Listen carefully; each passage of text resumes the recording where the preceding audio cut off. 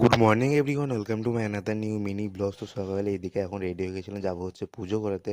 তো এইদিকে তার আগে গ্যাস গাড়িটাকে ধুয়ে নিই। আমার গাড়িটা গ্যাস প্রচণ্ড পরিমাণে কাদা হয়ে গেছিলো এই বর্ষার কারণে। তো এইখানে গাড়িটাকে দেখতেও গ্যাস অনেক ভালো লাগছে, কারণ যাই অবস্থায় ছিল সেই ভিডিও করতে পারিনি। তো সকালে গাড়ি টাড়ি ধুয়ে চান টান করে এখন গেছিলাম পুজো করতে। তো পুজো করি এসে গ্যাস বিকালবেলায় বেরিয়েছিলাম হচ্ছে কাজে।